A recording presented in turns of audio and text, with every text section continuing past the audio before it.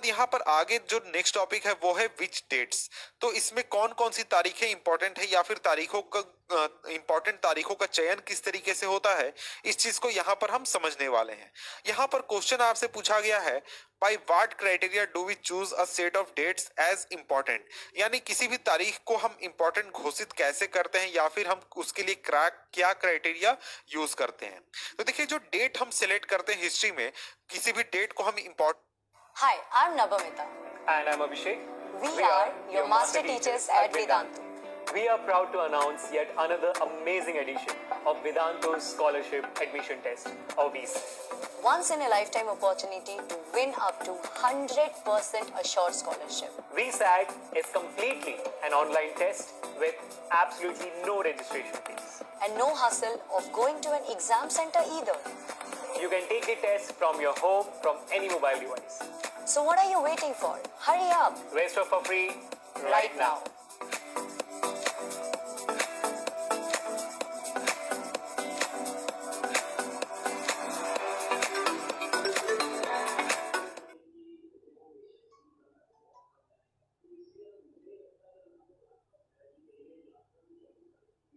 डाउटनट के YouTube channel पे आप सभी का स्वागत है।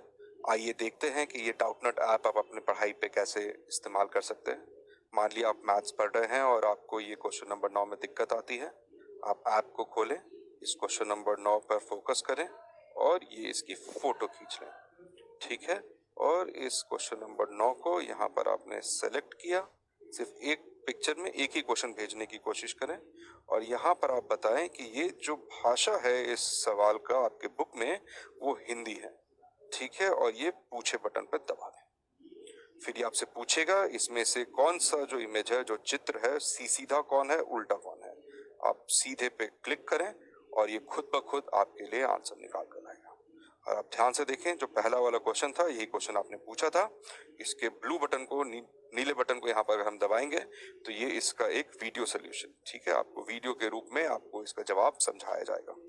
एक बार और कोशिश करते हैं, एक और सवाल इंपॉर्टेंट बनाते हैं। तो वो डेट खुद से कोई इंपॉर्टेंट तारीख नहीं होती है, जैसे कि 21 दिसंबर हो गया, ये ऐसा इस तारीख में कुछ नहीं है कि इस तारीख को हम इंपॉर्टेंट कहें, बल्कि इस तारीख को क्या इवेंट हुआ था, उस इवेंट की वजह से ये जो तारीख है ये हमारा काफी इंपॉर्टेंट हो जाता है हिस्ट्री में।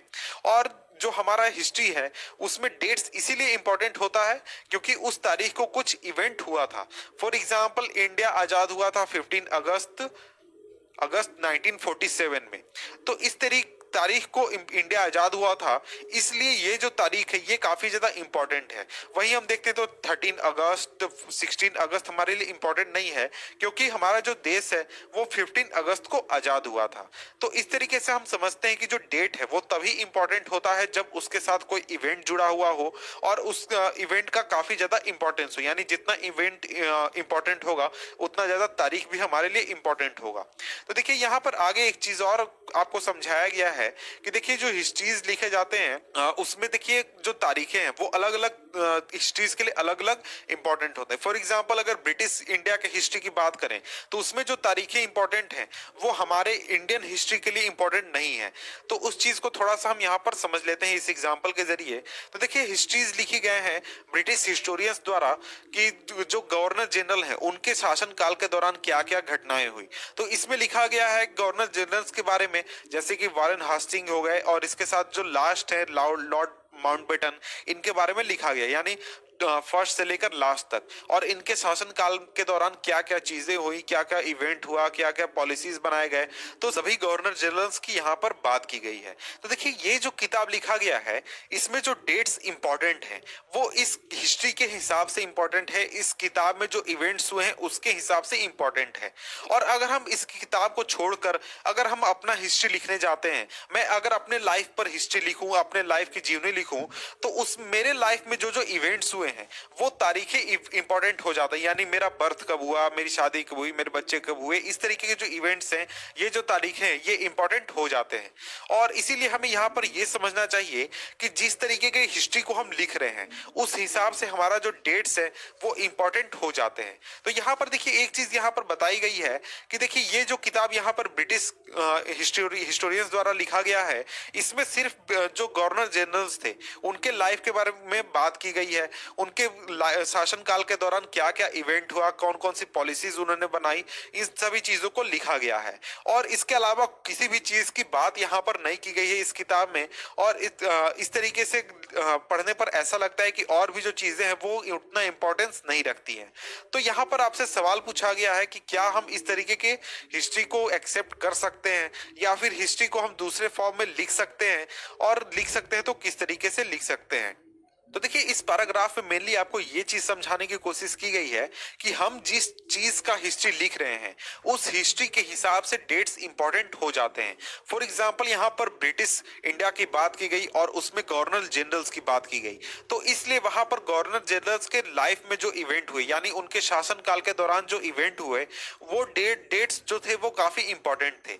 लेकिन अगर हम उनके लाइफ को छोड़कर और इंडियंस के लाइफ को, इंडिया के जो कम्युनिटीज थे उस समय रह रहे थे इंडिया में, उनके लाइफ के ऊपर हम कोई किताब लिखते हैं तो उन कम्युनिटीज में जो इवेंट्स हुए वो बहुत ही ज्यादा इंपॉर्टेंट हो जाते हैं। तो इसलिए यहाँ पर हमें ये समझना चाहिए कि जो हिस्ट्री है उसमें किस रेफरेंस में हम बात कर रहे हैं, उस हिसाब से हमारा जो डेट्स हैं वो इंपॉर्टेंट हो जाते हैं या फिर उनका जो इंपॉर्टेंस है वो खत्म हो जाता है।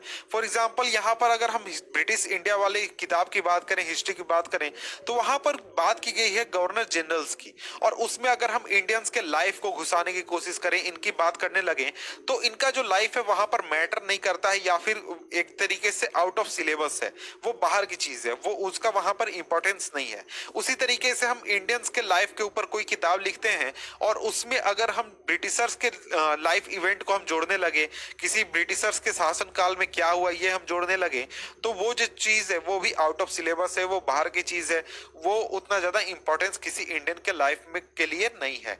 तो इसलिए हमें हमेशा ये ध्यान रखना चाहिए हिस्ट्री में कि हम किस रेफरेंस में बात कर रहे हैं, उस रेफरेंस में जो डेट्स है वो इंपॉर्टेंट हो जाते हैं या फिर उनका इंपॉर्टेंस खत्म हो जाता है।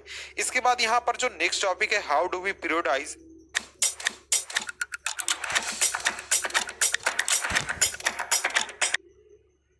इसको हम पढ़ने वाले हैं नेक्स्ट वीडियो में, जिसका लिंक मैं नीचे डिस्क्रिप्शन